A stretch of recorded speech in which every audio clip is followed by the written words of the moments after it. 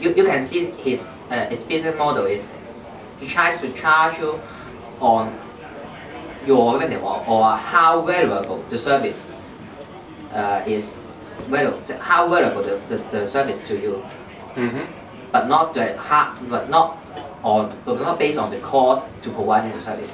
And this is not. I don't think this is a robust situation that will eventually give us the result, pay less to get more.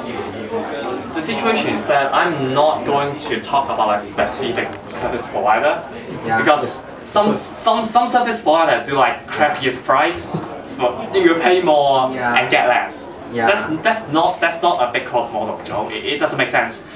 For example, if I'm telling you that you pay double because of cloud computing, you won't buy it. And you know what? No, I'm not saying that I will pay double for cloud computing, but it was kind of how to present the price to you, because originally your telephone price was high. So I tell you, because of cloud computing, so you pay a much less prices for the VoIP service, which I advertise this as a telephone service. So you compare this with the original telephone service, you will find that, oh, I pay less. But in fact, the situation is, when using the new technology, cloud computing here, he achieved the same service with a much less cost as before. Say now his original profit was 20. Now he can make a profit of 40. But after he making a profit of 40, it's still much less than the original price.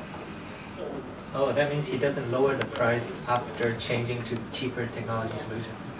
The situation is that I'm not talking about like the dishonest service provider, okay? Because the problem is that it's kind of like win-win situation. So in theory, the price should go down. Yes, in theory, it should go down because it doesn't make sense. Yeah. I'm talking about like dishonest service provider who charge you. Well, I was trying to get like internet phone, you know, just plug into RJ45 and get a phone, and it's actually costs a lot more than just the traditional telephone line, and it doesn't make sense. Okay. Yeah. And that's an exception. You know, I don't have any idea why is it happening, but think about this. In the point of view, service provider and the client, if we could leverage the existing hardware to serve more clients, it means we could provide a cheaper service, right? Right? Yeah. In the logical sense, right? Yeah. There's some problem here, because when you are using the internet as a neutral transmission layer for any kind of data, that kind of internet service provider, originally they provide internet service as any kind of internet service, and not as your service, as long as you use the internet, it's okay. But now he brought the VoIP port. You cannot use VoIP software on their original, supposed to be a neutral, the internet service. And because by blocking that, you can use another kind of business model to provide telephone service. Yeah, I think what the problem is in here.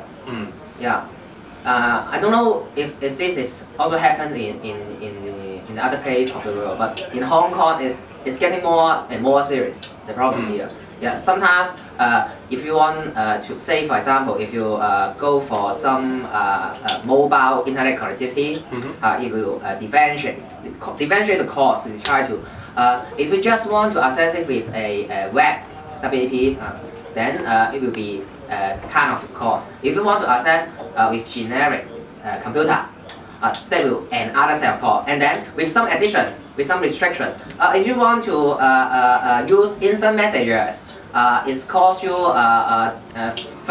say 30 Hong Kong dollars per month. If you want to use VoIP, it costs you $60 more. Here's already such kinds of problem in Hong Kong. Yeah, I do notice the model of that is quite wrong actually. Yeah. It goes to somewhere like in a logical sense, it will like cheaper actually for the provider, but it doesn't make sense for customer to pay more. Maybe some provider think that I think they won't live long. There is some maybe in some view, it is correct because the customer do pay less compared to the time when they are using some old technology. Yeah, but in fact, if the customer is knowledgeable enough to use the technology themselves, then without such business model or restriction, they can in fact pay much less than the price now provided by the internet service provider.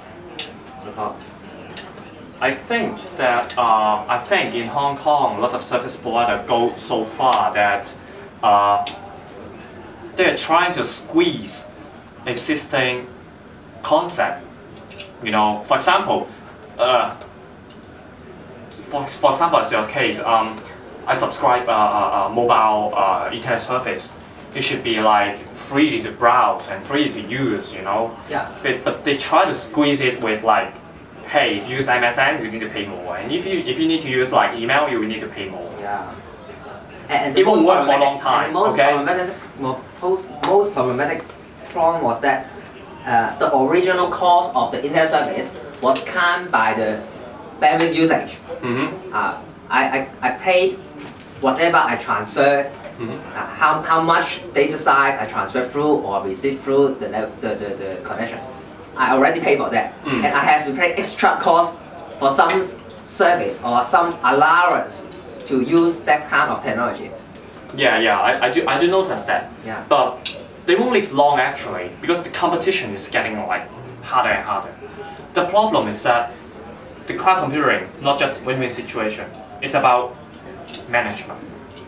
For example, you could just, because in the cloud computing you are getting a monitoring system within the package.